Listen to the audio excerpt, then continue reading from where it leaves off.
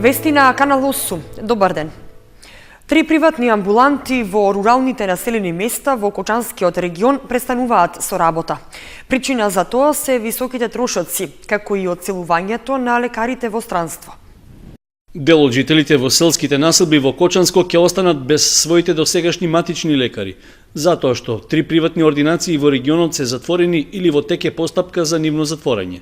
Иако причините за ова наведум се различни, сепак се сведуваат на високите трошоци за работа и заминувањето на медицинскиот кадар во странство. Од Сдруженијето на приватни лекари на Македонија потврдуваат дека источниот дел од државата посебно е погоден од таквата практика, па жителите во некои села ќе мораат на друго место да бараат примарна здравствена заштита. Ната амбуланта во Блешево ќе ја затвори колегата. Тоа е веќе во фаза на затварање, така да пациентите од тоа село или општина, не знам Облешево како се води, ќе останат без без матичен доктор, заради тоа што она која што е вработена докторка не сака да се води на незе да биде носител на дејноста во амбулантата и сите тие работи, а собственикот кој што до сега беше е колега кој што има специјализација по гинекологија и од приватна е преминат во државна, во болницата во Кочани. Тоа е едниот момент, другата во Зрновце ми наведе колегата дека и таму е затворена, значи за Шведска дека е замината колешката, и уште една во Кочанскиот регион, точно не го памтам местото. Така да сметам дека мора нешто да се превземе во однос на трендот на затварање на амбуланти. Иако во овие села се уште има доволно жители, лекарите се соочиле со неекономско работење и високи трошоци што не можат сами да ги покријат. Давачките на примарно ниво стана енормни.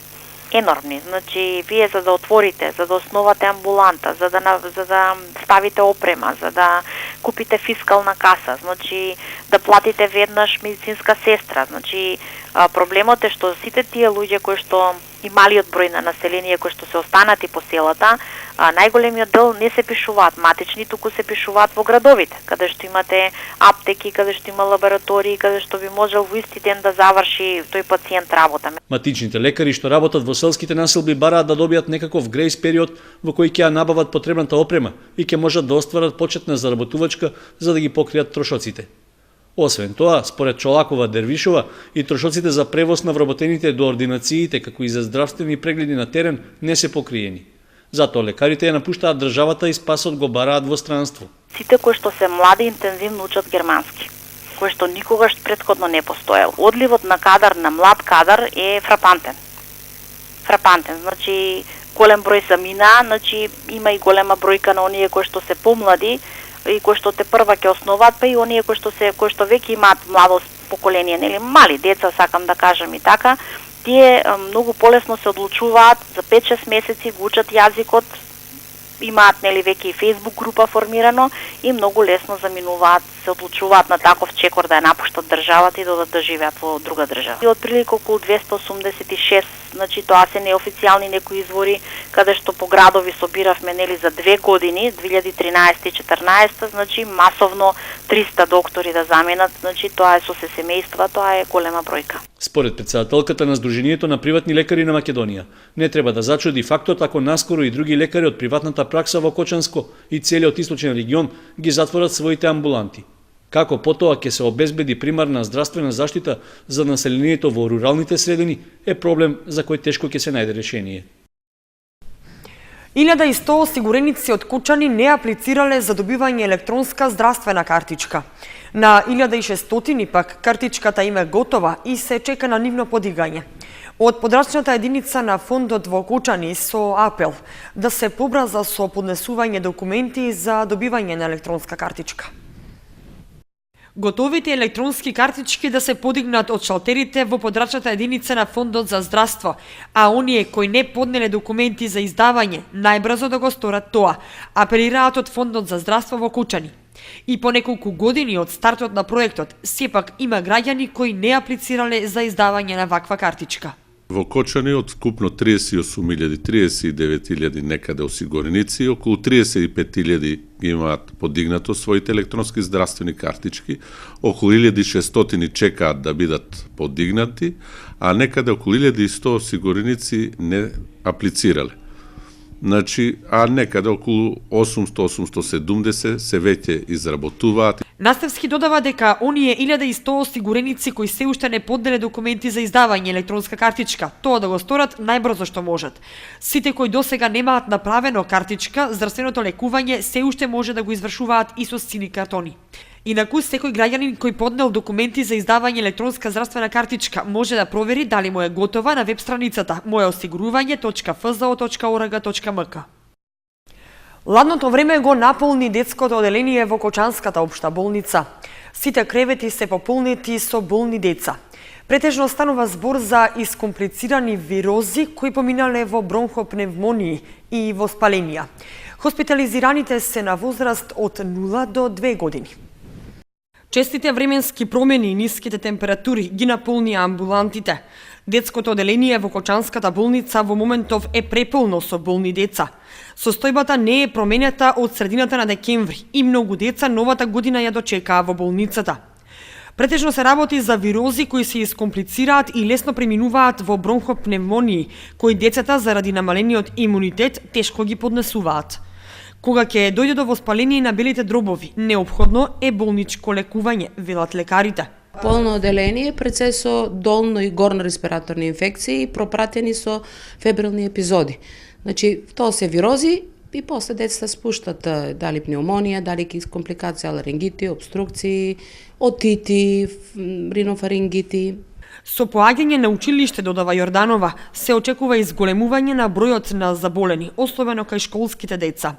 Лекарите со совети за заштита и превентива од вирусите и бактериите. Нов брај ќе има најверојатно очекуваме. Сега се повеќе мали деца, после со почетокот на школската година, веќе училиште одењето ќе имаме после поголеми деца.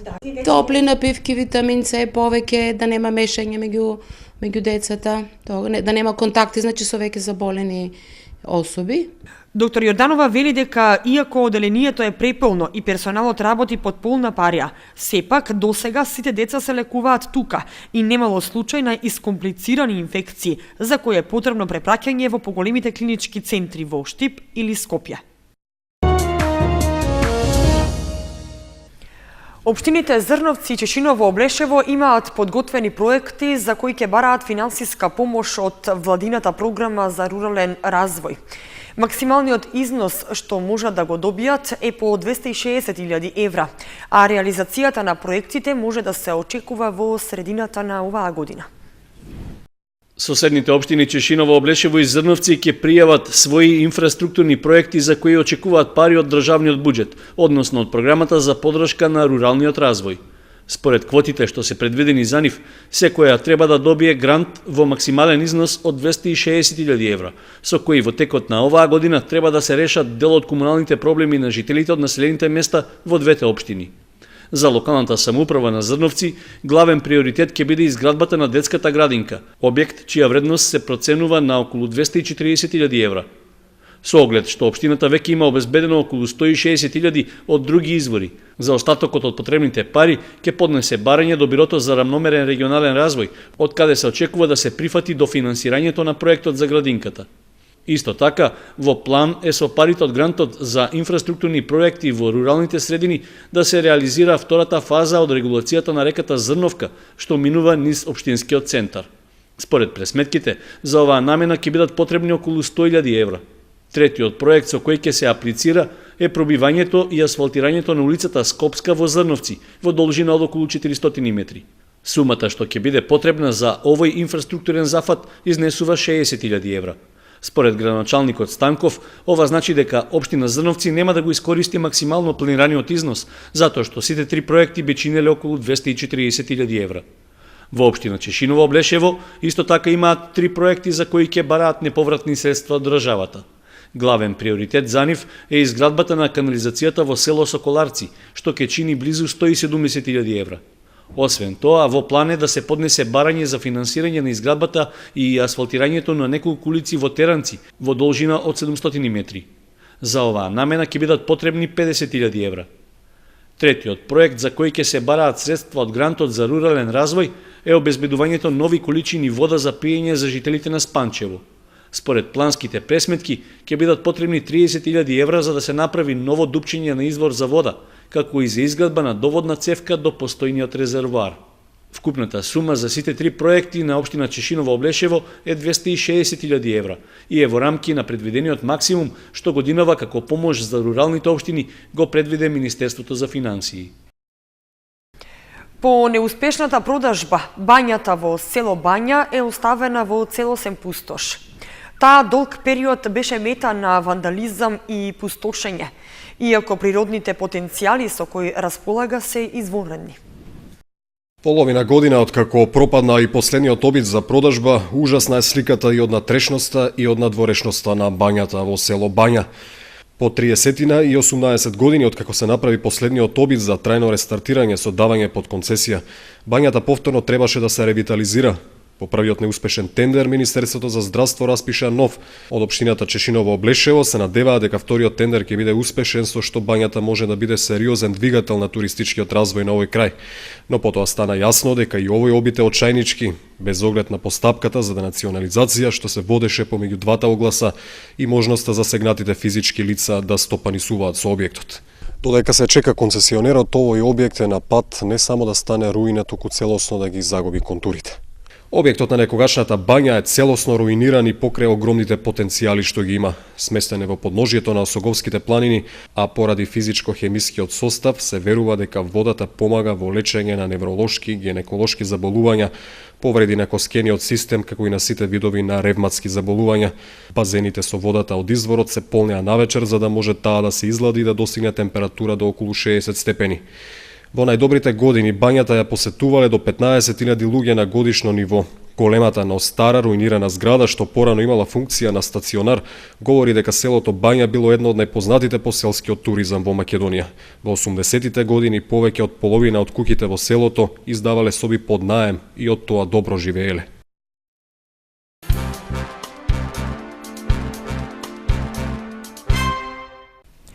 Расфрленото ѓубре околу контејнерите на Пониква и оваа зима е една од градите карактеристики за планинската убавица. Граѓаните со фотографии испратени до нашата редакција реагираат за лошата состојба со нехигиената и бараат итна интервенција. Града е првата слика што ја добиваат посетителите на Пониква кога ќе пристигнат во планинскиот рекреативен центар. Контејнерите во близина на главниот паркинг стојат полупразни, а околу нив расфрлено ѓубре во кое боричкаат кучиња и коњи. Оваа гледка не е нова и циклично се повторува токму во периодите кога угостителските капацитети се полни со гости. Наместо снежна белина и чист воздух, граѓаните се жалат на смрдеа и отпадоци од пластика, хартија и остатоци од храна. Својата реакција ја потврдија и со фотографии што ги испратија до нашата редакција, направени токму кога на Пониква имало најмногу посетители, меѓу кои голем број и од соседните градови. Иако беше формирано заедничко комунално предпријатие меѓу општините Кочани и Пробиштип, за кое една од задачите беше и грижата за хигиената, за сега нема видливи резултати, велат граѓаните. Купиштата ѓубре и понатаму се карактеристика за нашата планинска убавица, па наместо задоволство и гордост, кочанци се срамуваат кога повикуваат гости да им дојдат на планина.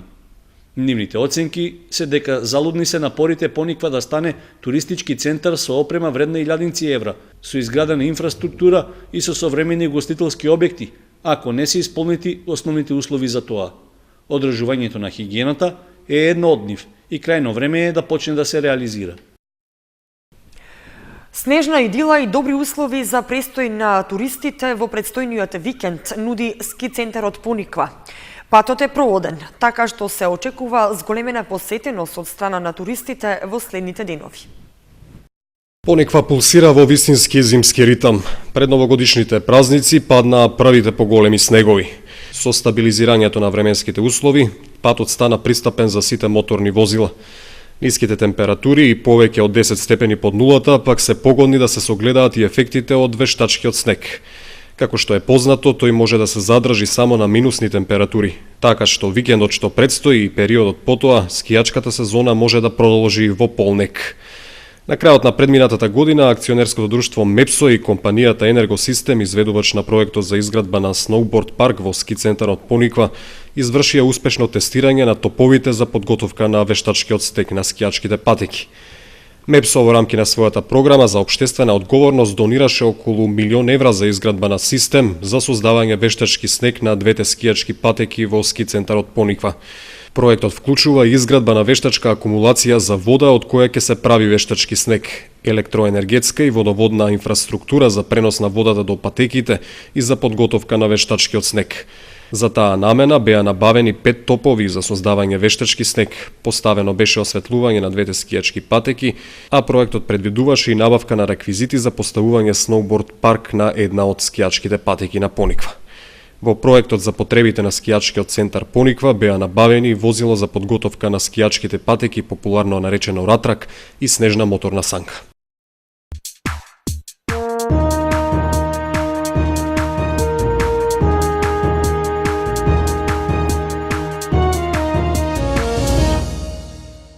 Проследете ги спортските информации. Новата полусезона во екипните спортови ќе отворат фудбалерките. Тие подготовките ќе ги стартуваат на средината од месецот. Новата година почна со спортско затишје. Пауза е во сите првенства, освен во втората кошаркарска лига, чие последно коло кое требаше да се одигра минатиот месец беше одложено за месецов. Сепак таму се полагаат најмали надежи за каков било успех. Во третата исток и женската фудбалска лига тече зимскиот преоден рок. Правото коло од пролетната полусезона е се уште далеку. Кочани има шанси за одбрана на титулата, Осогово е со теоретски шанси за прогрес. Футсал, со победата во Купот на Македонија од правото коло, Бели Кочани Шкендија 9:4, кочанскиот представник похрабро ќе влезе во борбата за подобар пласман.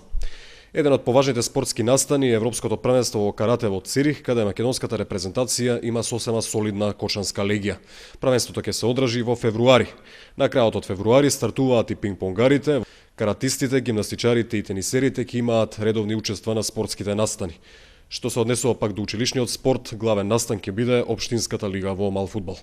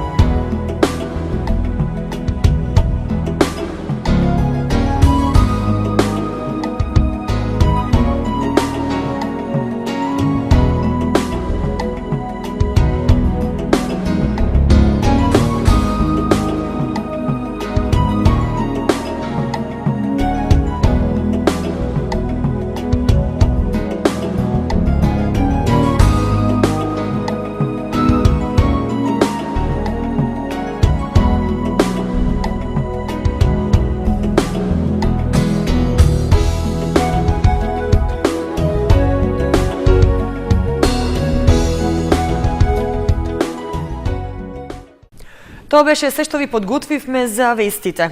Најновите информации ги имате и на нашата веб страница kanal8.mk. Довидување.